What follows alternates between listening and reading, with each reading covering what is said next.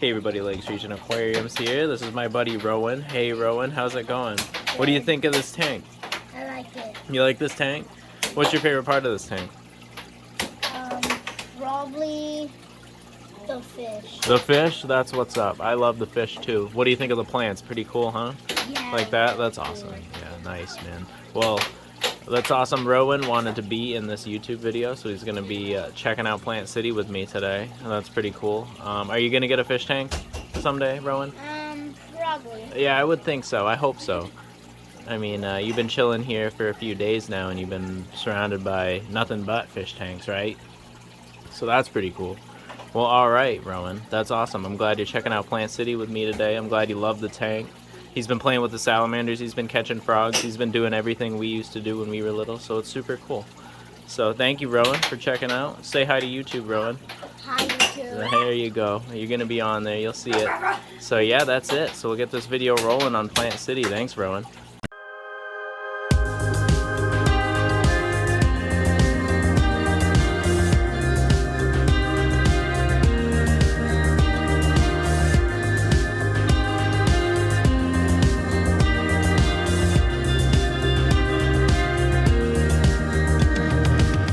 Got back from my commute today of working on clients' tanks, but I wanted to go over like a second version of my what to do when you first get fish video. I made a video a long time ago, like a year or so ago now, and I just really wanted to redo it because it's not a video I like so much, so I wanted to kind of just go over step by step what I do when I get fish and some questions you might want to ask the pet stores and all that. So I just picked up some new fish right here. These guys. So first I want to start with the bag. So I'm holding this really poorly, but with this bag you can kind of see there's a whole lot of air in here and there's not a whole lot of water in here. Now the reason for that is because I had a little bit of a journey, around 45 minutes.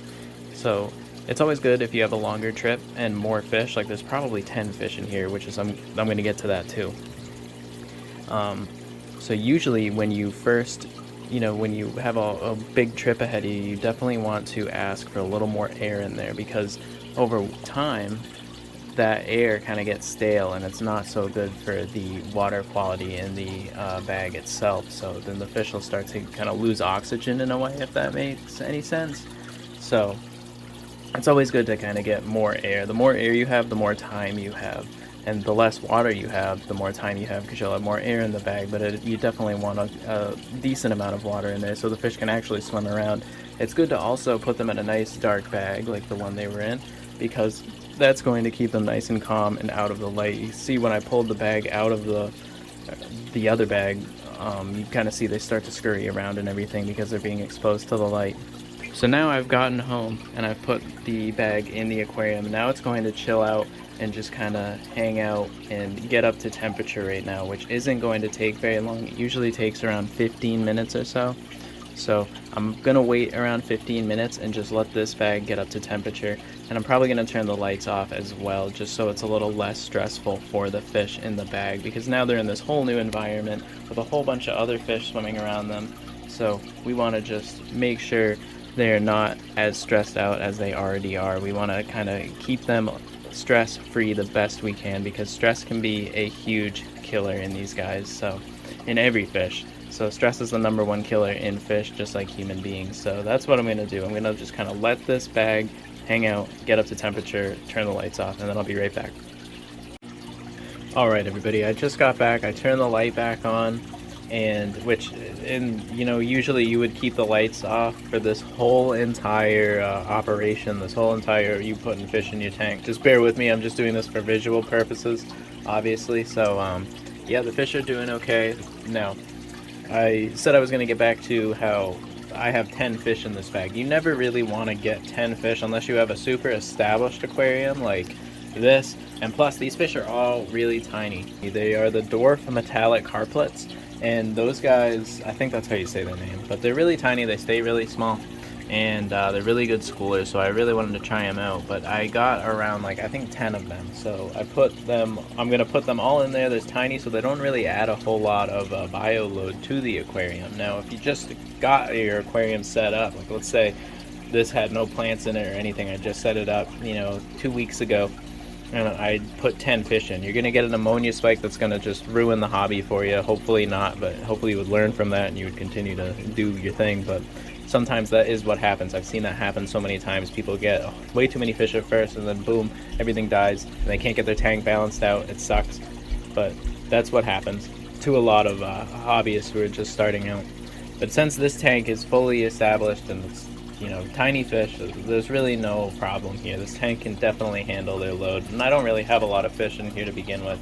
Alright, so when you're at the pet store and you are talking to them about how much air you should put in the bag and all that, and you have a big journey ahead of you, you also want to ask them what their water parameters are. Like, what kind of parameters are their tanks kind of sitting in, and know your own parameters at that point so you know how to acclimate them, and that's what I'm about to do.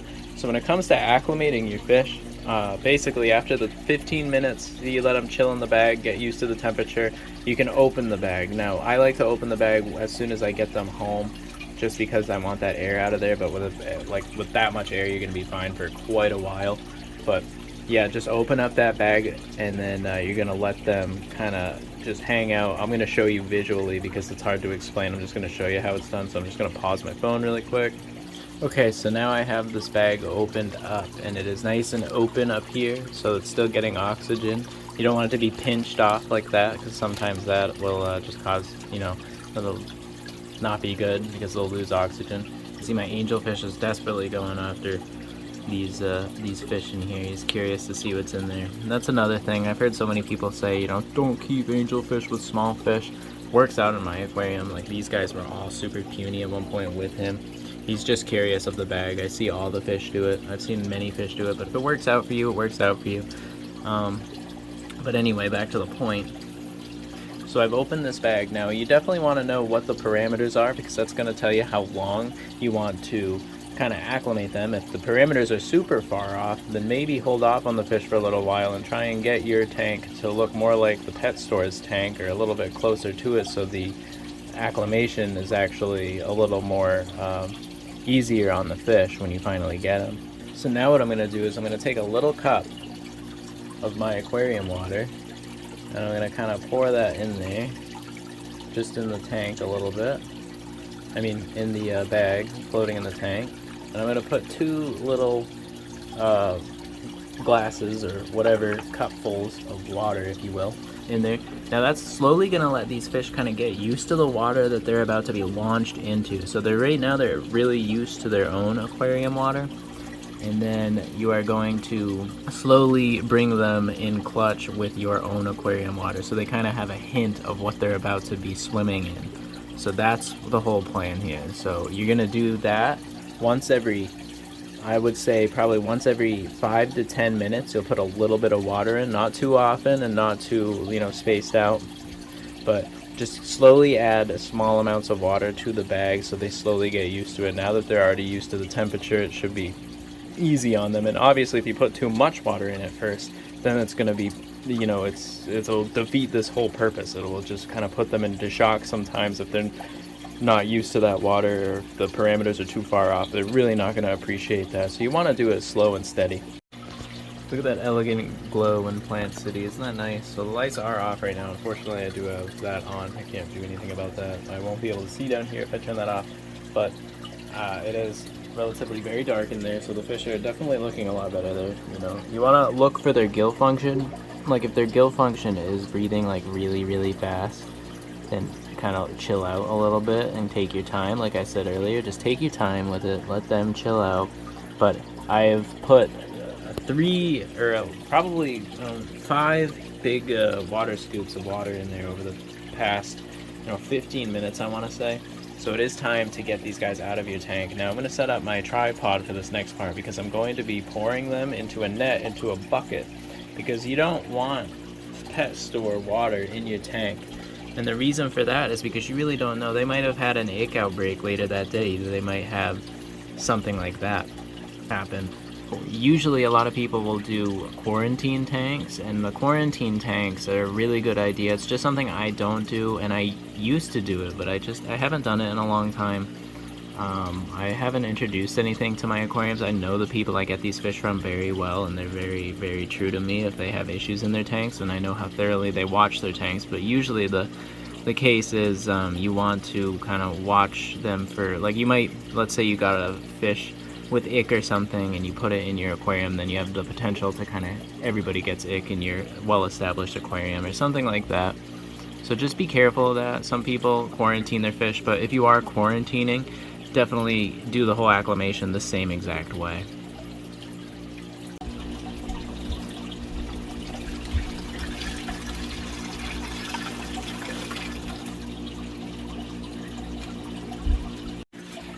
Okay, so basically what I just did was I took the net and I couldn't do it with on camera because it would be just too difficult, and I really wanted to get them in the water. I'm sure they really appreciate being in the water. And basically what I did with these type of fish, because they're small and stressed out and, you know, they're just new tank mates, this is what I've always kind of done, is I take the net, I put it in the aquarium, and with my other hand I kind of grab the part of the net that they're all in and I hold it upside down like that, and I bring the net to the, like, close to the bottom of the tank, and I slowly open up my hand, and that lets all the fish kind of swim out down below, you know, so they kind of have the coverage and everything to kind of hide in before they actually start breathing off and swimming off. And let's say a new fish, or like an old fish, starts going after them, because obviously they will do that because it's a new fish and it's something new in their territory. All fish do it. They're just going to go check out and see what the heck it is because they've never seen it before. So they're going to go swim up to it. So those fish might be intimidated by that, so they might want to hunker down for a little while. And that's why I'm going to leave the light off for probably the next few hours or so, just so they can kind of get used to the tank in the dark light and be more comfortable that way. Now, another version of this acclimation is the drip method. I do plan on doing a video on that later on in the future. Let me know if you do want to see that, because I can hurry up on that, but I'm pretty focused on my salamanders right now. But I hope you guys enjoy this video, and this is my way. There's so many different ways that people can do the whole acclimation method, but this is just the way I've done it, and I've always had good luck with it.